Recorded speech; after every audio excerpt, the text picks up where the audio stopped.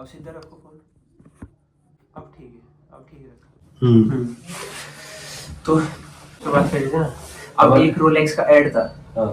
वो कि जो नॉर्मल जनता है उसे तो खरीदनी नहीं, वो खरीदेगा ना जिसकी 5 करोड़ 10 करोड़ की संपत्ति होगी।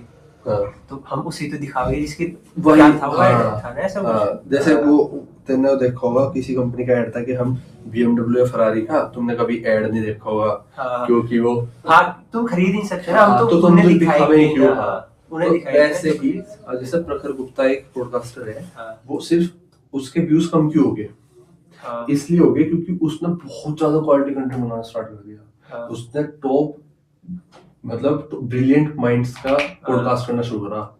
जैसे कोई किसी ऑक्सफोर्ड यूनिवर्सिटी का कोई प्रोफेसर है, कोई फिजिसिस्ट है, कोई न्यूरो साइंटिस्ट है, इस तरह के पॉडकास्ट के लोग बिहेवियर कैसे करें, इस तरह के पॉडकास्ट बनाना स्टार्ट कर दिए। अब इस तरह के पॉडकास्ट जितने भी इंटरव्यूज होंगे तो अमेरिकन पॉडकास्ट है, उन पे मिलियंस में व्यूज है, जिससे हम एज अ मोटिवेशनल स्पीक्स में सुना।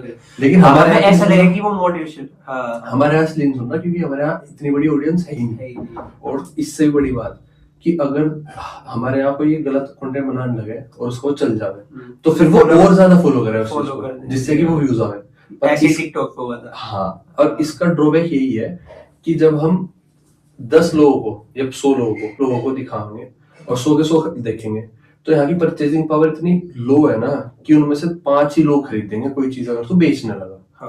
भले ही तूने 100 लोगों का टाइम खाया, तो उन 100 लोगों का टाइम 1-1 घंटा या 10-10 घंटे, तूने 10,000 घंटे 100 लोगों से ले लिए, ठीक है।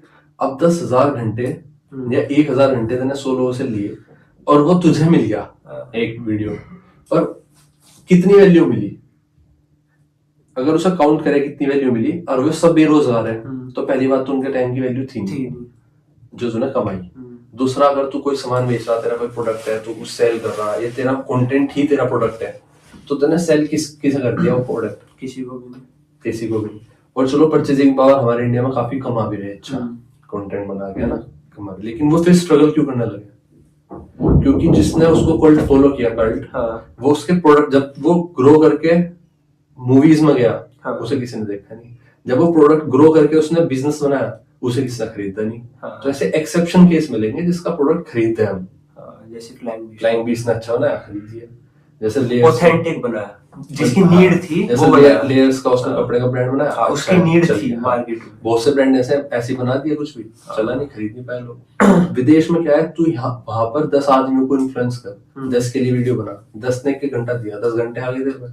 अब वे 10 घंटे में वे कितना कमाते, उसकी वैल्यू कितनी है, उसकी कितने ग्रैब कर ली वैल्यू। अब वो इन्फ्लुएंस्ड है इस टाइम, तो तू कुछ कहेगा और में से एक भी कन्वर्ट हुआ तो वो उसकी वैल्यू देख कितनी बनी कि तू किसे कन्वर्ट कर पाया।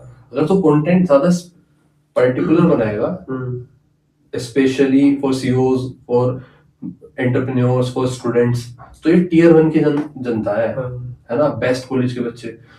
IIT का बच्चा तो देखेगा ही क्यों, पर वो टियर 1 की जनता में ऐसे ही कुछ भी देखने लगेगा तुझे, लेकिन उससे कल तू कुछ बेच नहीं सकता।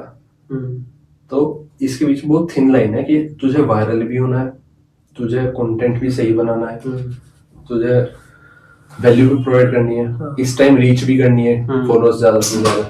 लेकिन ऐसा भी नहीं होना कि उस चक्कर में तू वही बनाने लगे जो गलत वायरल हो गया। अपना कंटेंट पर फोकस भी करना, जो मैं क्रिएटिविटी में दिखा सकूं वो शो करना। प्रखर गुप्ता, आरुष भोला जैसे और लड़कों को बुला सके जो बहुत चलते हैं यूट्यूब पे, उनके पॉडकास्ट पर उधर नहीं है। उसने अपने पर्टिकुलर उस पर नीश बनाया, और सबसे बड़ी बात वो स्टेबल है ना, सेकेंडरी होगा उसका। जैसे नीतीश राजपूत कहता है मैं तो फर्स्ट मैं बिजनेसमैन हूँ, फिर मैं यूट्यूबर हूँ, तो वो स्टेबल है तभी अपने कंटेंट पर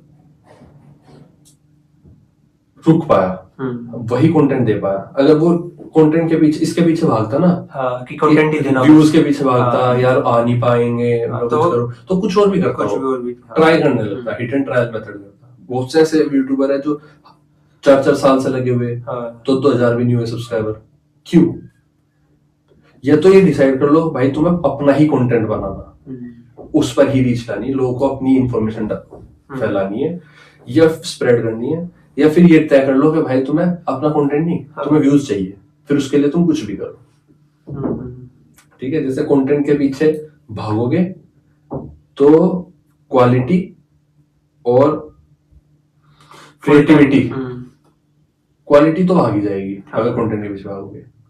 अगर हर चीज चाहिए तो क्वालिटी के पीछे भागो, और फिर अगर और अपनी लाइफ को स्टेबल बनाने के वो पीछे चीज भागो। एक तो चल गई ना, तो तुम्हें उसी की तरफ जाना पड़ेगा फिर। हाँ। लेकिन अगर तुम अपने काम चलाना चाहोगे, या तुम्हारा काम चला, तुम काम ही दिखाते रहोगे ना ऐसे। हाँ। और ब्लॉगर के लिए तो ये है कि या तो तू फुल टाइम ब्लॉगर हो गया, जगह दिखा, देख जैसे मान ले तू घर बैठा और फुल टाइम ब्लॉगर हो गया, तू घूमने जा रहा, तो तू ब्लॉगर है, घूमने जा रहा, ये तो तेरा स्टार्टिंग पर्पस था। हाँ। बट अब तेरी लाइफ क्या है, तू घूमता है, हाँ। इसलिए व्लॉग बना रहा है ना। तो ऐसा होना चाहिए कि व्लॉगिंग के लिए कंटेंट मत ढूंढो, तुम अपनी लाइफ को ही इतना बेहतर बनाओ जो तुम्हें करना अच्छा लगता है कि वो कंटेंट बन जाए, है ना। तो लाइफ को बेहतर बनाने के पीछे भागो बजाय कंटेंट बनाने के पीछे भागने से। बहुत से लड़के ऐसे स्टार्ट तो कंटेंट बनाने के लिए किया था, घूमने स्टार्ट भी कंटेंट बनाने के लिए किया था, पर मजा आने लगा, लाइफ इतनी बेहतर होगी, वही कंटेंट हो गया। जितने भी घूम ट्रैवलर व्लॉगर्स हैं वो सिर्फ बाहर का ही दिखावे, घर का नहीं दिखाते, दिखावे।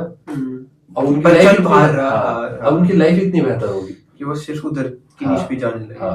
तो अपनी लाइफ को इतना रिफाइन कर, इतना सही तरीके से जी, जो तुझे करना है वो कर, और उसको शूट कर, वो कंटेंट है। और यही चलता भी है, यही क्वालिटी कंटेंट कहलाएगा अभी। इंडिया में नेट इतना सस्ता है किसी कि अगर ऑटो वाला 2 घंटे अपन रेस्ट करा दोपहर में, तो वो फोन रील चला रहा है, तो अगर उसे मैंने वैल्यू प्रोवाइड कर दी, उस पर मेरी रील चली गई और मैंने कह दिया कुछ मेरा प्रोडक्ट खरीदे या ऐसे करो, वो बस आप देख लिया, स्क्रॉल कर देगा, है ना, उसकी तो वैल्यू नहीं कुछ। लेकिन वैल्यू तब है उसकी जब तू उसे स्ट्रेटेजिकली उसके पास तक पहुंचाएगा। तेरा प्रोडक्ट ही ऐसा है। नहीं, मैं तेरा प्रोडक्ट तो अलग है, मेरा प्रोडक्ट उसके लिए है ही नहीं, कुछ और है, तो वो तो वैल्यू है नहीं ना। और वो वैल्यू क्यों है? क्योंकि इतना सस्ता हो गया कि हर जगह पहुंच पा रहा है। ये बहुत हो रहा है नेट के लिए। किसके पास आती है एक क्वालिटी कंटेंट की रील्स, तो सबकी फीड चेक करेगा ना, किसी की में आपका लड़कियां होंगी, किसी के में मनी आएगा, किसी के में कोट आएंगे, शायरी के कोट, वो सैडनेस में डूबा हुआ, किसी का कोट आएंगे लेकिन वो उसे प्रोफेशनली अच्छा लगता है लिखना पढ़ना है, किसी के सिर्फ ट्रैवल ब्लॉगिंग आएगी। तो फीड का भी फर्क इसलिए आता है क्योंकि तुम देखना क्या चाहते हो। ये स्पेशलाइज करते जा रहा है इंस्टाग्राम में। ये अपने में ही कर रहा, मुझे ऐसा लगता है अलग अलग हो जाएगा, बट अलग होते ही जनता टूट जाएगी। तो वो भी जानता है तुम क्या कर रहे हो। हाँ, पहले नहीं होता, जैसे कि जो तुम देख रहे हो वही आएगा। अब क्या होता है कि जैसे तुम 10 रील देख लोगे, उसी टाइप से तुम्हारे पास वो रील आ जाएगी।